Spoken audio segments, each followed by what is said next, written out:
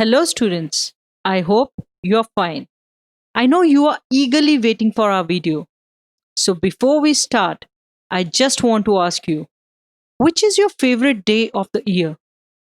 Well, the answer is obvious that the best day for anyone in an year is their birthday. Simply because we get so many gifts from our friends and family. So, what kind of gifts do you get? Most of us get new clothes, games, books, swanky stationery items, so on and so forth.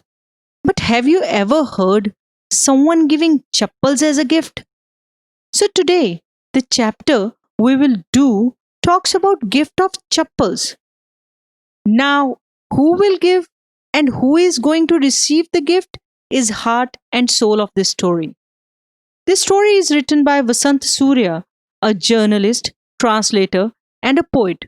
Vasant Surya's stories for the young have appeared in Junior Quest, The Hindu Young World, and The Chatterbox. Even the mundane and the banal can be made interesting in the hands of a good writer. This is made clear in Vasant Surya's three books originally penned in Tamil. In English, the series Mridu in Madras has been translated by Prerna Srinivasan, a noted author herself. Stories move leisurely and have a laid back feel to it, where you will meet ordinary and normal people who will speak to you. This particular story is an extract from the Mridu in Madras series. Goruchuka turns up. Mridu is an 8-year-old who lives with her grandparents in Madras, currently known as Chennai, while her parents live in Muscat. A delightful little girl whose best friend is the imaginary ideal, Goruchuka, a boy of her age who will come to her aid as and when she wants. He is portrayed as a do gooder always and helps Mridu to get over her dilemmas in a jiffy. The story is about the simple and mischievous behavior of children. They wish to explore every aspect but act according to their own logic. They go by basic instincts and follow their values. The story revolves around family meeting of Mridu, Ravi, Meena, Lalli, and Rukumani. The secret of chappals around which the whole story is woven. The children's love for animals and their unconditional care for their loved ones show that kids are clean at heart. A child's love is pure. They never think of what they'll gain when they offer love. The impact of elders of the house on children, how there is a huge gap between preaching and practicing the ideals of life by the elders, and how it confuses the children. Story is divided into two parts. The first part basically talks about a girl whose name is Mridu. Mridu is a young girl living with her grandmother and grandfather in Chennai. Mridu goes along with Tapi to her aunt Rukumani's place one afternoon. There, she meets her cousins, Lalli, Ravi, and Meena. Everyone at Rukumani's house was glad to see Mridu. There was a thick bitterberry bush in their backyard. Ravi took her beside that. There was a small little kitten inside a torn football. The small creature was busy drinking milk that was kept inside a half shell of a coconut. Meena informed Mridu that they had found the kitten outside their house in the morning of that day. But they must keep it as a secret, otherwise, the grandmother will leave their house immediately. Over here, if you closely see, you will get to know that Ravi was upset that they were being taught to be kind towards animals. But when he was trying to do that, his elders were screaming at them, calling the kitten a dirty creature. That's where kids get confused with the elders, as elders preach of moral values, but they contradict them while practicing. His grandmother was suspicious while he was taking out milk for the kitten from the kitchen. He had to drink more than half of the milk to make her believe that it was for him. He also told Mridu that they have named the kitten as Mahendran. Mridu loved the name. Unlike those cute ones you keep for the kittens, Ravi further added that its complete name was Mahendra Varma Pallav Punnai and MP Punnai in short. Everybody laughed. He informed her he could make it from his fur that it was a fine breed cat, a close relative of lion family. As you all know, lions, tigers, they all belong to the cat family. So just like that, Ravi thought that this kitten was a close relative of lion family like the one that Pallav king used in their emblem. To this, Mridu giggled, which instigated Ravi to prove his knowledge about the history further. On his school trip to Mahabalipuram, he had seen statue of a lion, and he firmly believes that it was the ancestor of that kitten. He proudly announced that his small kitten is the descendant of Mahabalipuram Rishi cat. He reminded Mridu of cats being worshipped in ancient Egypt. He believed it to be a descendant of cat goddess, the Bestet. Suddenly then they hear a creech noise. Ravi was busy in making all proud announcements about his kitten when a weird sound, creech, came from the window. Mridu was shocked, while Mahendran was frightened. Mahendran jumped with fear on a tray, the tray of red chilies, which were kept under the sun for drying. With the screeching noise continuously coming from the background, Mridu inquired, "What is it?" Ravi informed. It was Lalli learning to play violin. Mridu peeped from the window and she found Lalli was holding the violin in an awkward position, sitting a bit away from her music teacher, who had his back towards the window.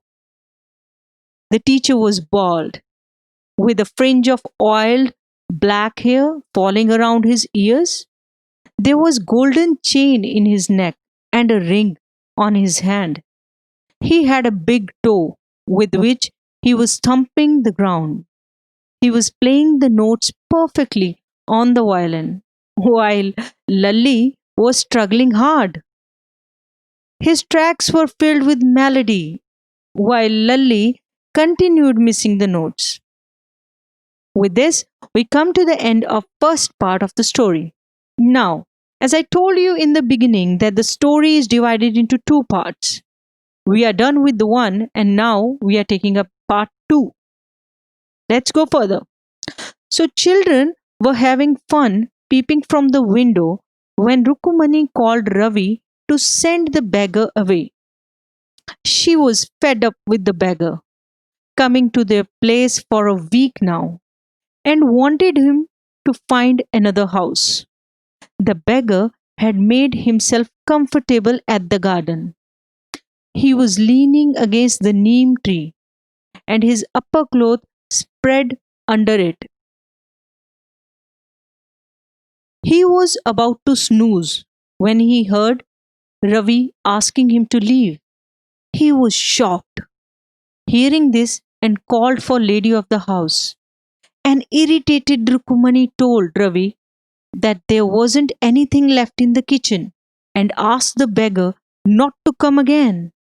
Her voice was so loud that Ravi did not have to repeat her words to the beggar. The beggar told them that he would leave after taking rest for a while. It was too hot outside, and there were blisters in his feet. The children were in pain, seeing this, and started making plan to give him chappals. Over here, we can see how clear-hearted and loving kids are. They get moved by pain, and their impulse reaction is to comfort those who are in pain. They do not go for calculations and logic. Now Mridu remembered seeing a pair of old grey chappals while she had entered Ravi's house. She asked Ravi whom those chappal belonged to. Ravi was so emotional that he took the chappals and did not tell whom they actually belonged to. He brought the chappals and gave it to the beggar and asked him not to come again.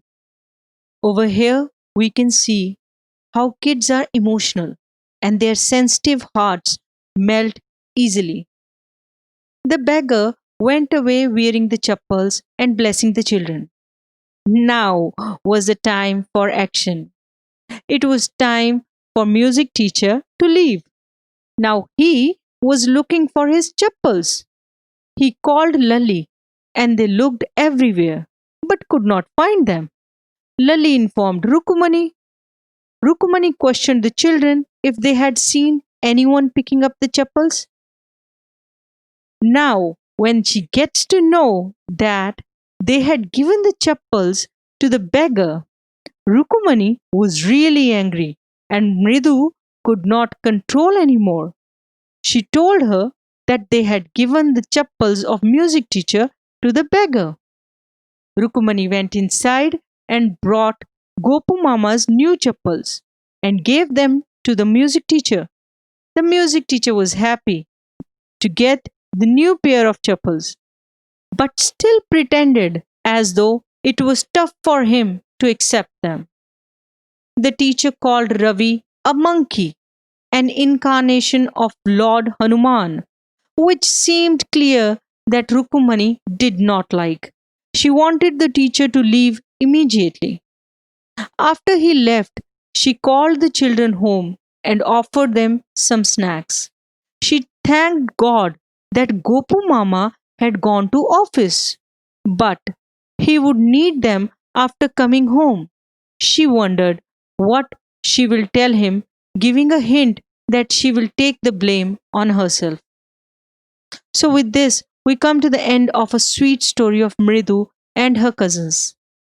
As a kid, we all have such adventurous stories with our siblings. I'm sure this story must have reminded you of that. The moral of the story is to help people in need. The beggar was in need of slippers. He had blisters in his feet.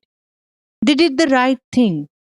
Gopu Mama can buy another pair of slippers, but the beggar did not have any money to buy them. We should help people in need.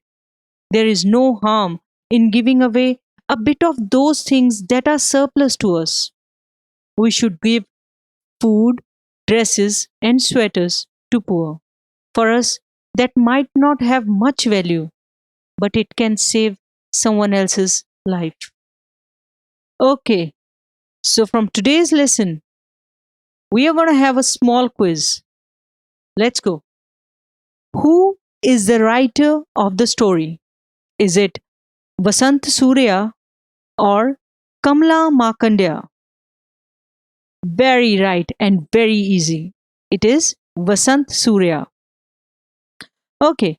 Meena shares with Mridu the biryani cooked by Rukumani, the secret about the cat in the backyard, the chocolate Ravi brought, or the advice given by the beggar. Yes, Meena shares with Mridu the secret about the cat in the backyard. Who is Mahendra Verma Pallav Punnai? Mahendra Verma Pallav Punnai is the music teacher, the kitten, or the watchman? Correct answer. Mahendra Verma Pallav Punnai is the kitten. Alright, Now I will read a sentence to you and you have to answer accordingly. She'll never learn a thing. The train whizzing on while Lully's all the time derailing, going completely off track. Tell me, who said these lines? Was it Ravi, Mridu, Rukumani, or Meena? Correct answer. This is Ravi. What is happening in above lines? Music teacher is teaching and Lally is learning quickly. Music teacher is teaching and Lally is struggling. Music teacher is not teaching, but Lally wants to learn. Very right. It's option number 2. Music teacher is teaching and Lally is struggling. Ravi has a lot to say about MP Pune. This shows that he is merely trying to impress Mridu. His knowledge of history is sound.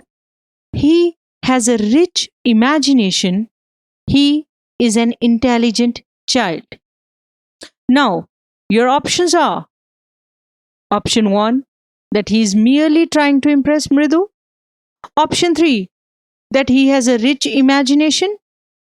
Option C, his knowledge of history is sound, he has a rich imagination, and he is an intelligent child, or none of the above. Yes, it is option C, that his knowledge of history is sound, he has a rich imagination, he is an intelligent child. All right, let's go further. A sharp V shaped line had formed between her eyebrows. What does it suggest to you about Rukumani's mood? It suggests that Rukumani had sharp features. It suggests that she was very happy. It suggests that she was in mischievous mood, or it suggests that she was suspicious of the kids having done something with the master's chappals, so she became very angry. Very right. This is option number D. It suggests that she was suspicious of kids having done something with the master's chappals, so she became very angry. Ravi compares Lally's playing the violin to derailing of the train, going completely off track, stumbled behind him on her violin, which looked quite helpless and unhappy in her hands. And option number C, she had seen his chappals. This is option number 1, derailing of the train, going completely off track. I hope you have heard about Tintin. You know, Tintin is a cartoon character, probably of your age, who solves mysteries. We all have a Tintin in us. So let's get on to a mission today and solve a word mystery. Following are the jumbled letters. You have to arrange them in order to form a word. The meaning of the word is given to you. The first, have a close look at it. It means to dismiss. Second, it means skinny. Third, it means successor. We have some sentences written below. Now you have to use them appropriately. The sentences are if you want to, if you don't want to, or if you want him to. Alright, so first, don't go to the theater. If you want to, if you don't want to, or if you want him to. Right, the first one fits the best. Don't go to the theater if you don't want to. Next, he'll post your letter. Yes, if you want him to. He'll post your letter if you want him to. Please use my pen if you want to. Please use my pen if you want to. He will lend his umbrella. if you want him to. He will lend his umbrella if you want him to. My neighbor Ramesh will take you to the doctor if you want him to. My neighbor Ramesh will take you to the doctor if you want him to. Don't eat it if you don't want to. Don't eat it if you don't want to. We all wish to be a journalist. We all have our questions.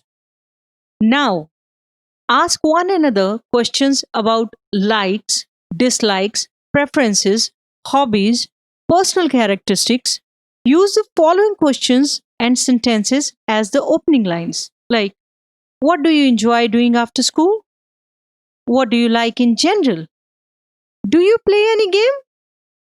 Would you mind if I listen to music after dinner? Will it be right if I. Is there anything you dislike particularly? Do you like to attend parties? Or would you say you are? Now, you have to frame your answers and you have to talk it over to one another. With this, you will improve your spoken English. Alright, with this, we come to an end of another video. I hope you enjoyed it. We will get back to you very soon. But before I leave, I just want you to tell me, if you were in place of Ravi or Mridu, what would you have done for the kitten and the beggar?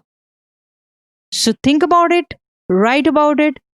We'll be back with another video. Keep studying and keep gaining knowledge. Thank you. Gaining knowledge. Thank you.